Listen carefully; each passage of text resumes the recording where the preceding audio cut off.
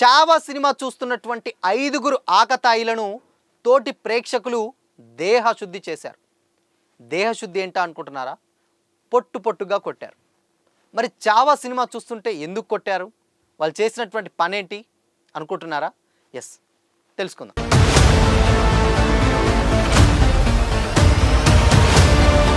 Hi, hello, welcome to Disha TV.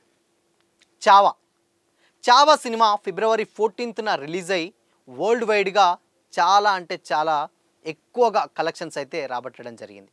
దాదాపు 500 కోట్లని present collect చేసి long రన్లో 1000 కోట్ల వరకు కూడా కలెక్ట్ చేస్తుందంటూ కూడా టాక్ అయితే వస్తుంది. సో బాలీవుడ్ పరిస్థితి ప్రజెంట్ ఉన్నటువంటి సిచ్యువేషన్లో అంతంత మాత్రంగానే ఉంది. ఇలాంటి ఒక టైంలో చావా సినిమా వచ్చి బాక్స్ ఆఫీస్ని షేక్ చేసిందనే చెప్పాలి.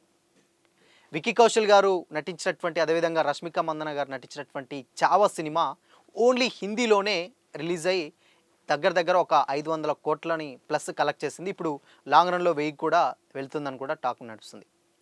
అదేవిధంగా సినిమా ఏ రేంజ్లో ఉంటే, సో అంటే ఏంటంటే దాదాపు హిందువులందరికీ కూడా అసలు సినిమా ఏంటి చావా అని చాలామందికి తెలిసే ఉంటుంది. ఛత్రపతి శివాజీ గారి అబ్బాయి అయినటువంటి ఛత్రపతి సంభాజీ గారి జీవిత కథ ఆధారంగా రూపొందినటువంటి సినిమానే చావా.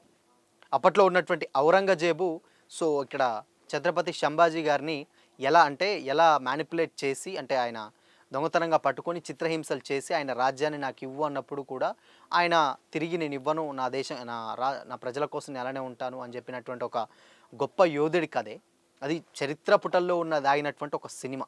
అది ఒక కథని సినిమాగా తీశారు డైరెక్టర్ గారు లక్ష్మణ్ ఉటేకర్ గారు. సో అది వేరే విషయం. అయితే ఇక్కడ ఏమైందంటే సినిమా ఓకే బాగానే ఉంది, ఇప్పుడు ఆ రేంజ్ సక్సెస్ ఉంది కాబట్టే సో ఇక్కడ గీతా ఆర్ట్స్ వాళ్ళు తెలుగులో మార్చ్ 7న తెలుగులో కూడా రీమేక్ అవుతుంది. ప్రీవియస్గా అయితే ఓన్లీ హిందీలో మాత్రమే చావా సినిమా అయితే ఉండే. బట్ కాకపోతే ఆ చావాకు వచ్చినటువంటి రెస్పాన్స్ తీసుకొని సో ఇక్కడ తెలుగులో గీతా ఆర్ట్స్ గారు, అల్లు అరవింద్ గారు ఆ బ్యానర్లో, బనివాస్ గారు ప్రొడ్యూసర్, ఆయన మళ్ళీ తెలుగులో అయితే రిలీజ్ చేయడం జరుగుతుంది. మరి ఇంతకు అసలు ఎందుకు కొట్టారు ఏంటని కూడా అనుకుంటున్నారా? ఇప్పుడు దాని గురించే మాట్లాడుకుందాం. ఏంటంటే ముంబైలో ఒకటి నవీ థియేటర్ అని ఉంటుందన్నమాట. సో ముంబైలో నవీ థియేటర్ అనే ఒక థియేటర్లో ఆల్మోస్ట్ ఒక బ్యాచ్, ఒక యూత్ ఏదైతే ఉందో ఒక ఆకతాయి బ్యాచ్ అయితే ఉంది. ఆ బ్యాచ్ మరి వాళ్ళు ప్రీవియస్గా సినిమా చూసారా, లేదంటే వాళ్ళకి అలాంటి సినిమా నచ్చవా ఏంటో తెలియదు, కానీ ఆ థియేటర్కి నవీది అనే థియేటర్కి వచ్చారు, సినిమా చూస్తున్నారు. అయితే చావా సినిమాలో క్లైమాక్స్లో వచ్చేటువంటి సీన్స్ చాలా అంటే చాలా ఇంపార్టెంట్ అనమాట సినిమాకి.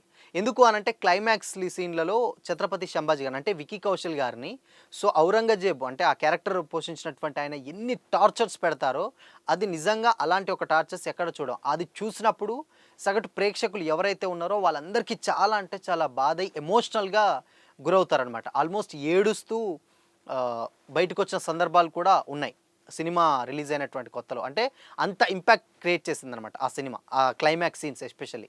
సో అయితే ఆ సీన్స్ వచ్చేటప్పుడు ఈ ఆకతాయి బ్యాచ్ ఎవరైతే ఉన్నారో వాళ్ళు నవ్వుతూ కమెంట్ చేస్తూ ఉన్నారట ఆ సీన్స్ వచ్చేటప్పుడు.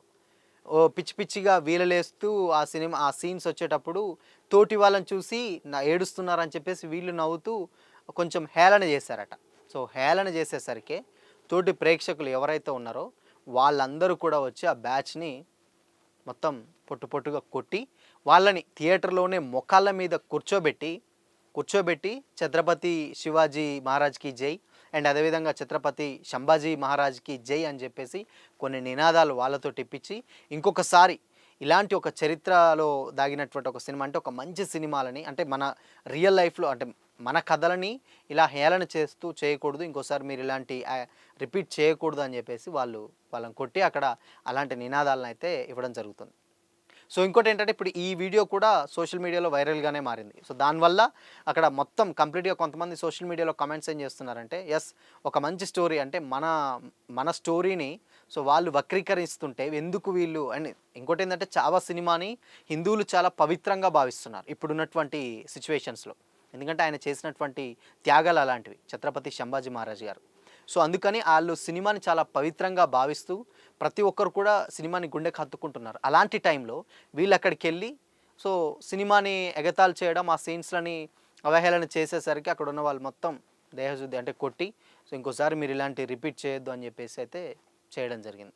సో మొత్తం కొంతమంది సోషల్ మీడియాలో ఏంటంటే అవతల వాళ్ళ ఎమోషన్స్ని అలా అవహేళన చేయడం కూడా తప్పు. అక్కడ జరిగింది.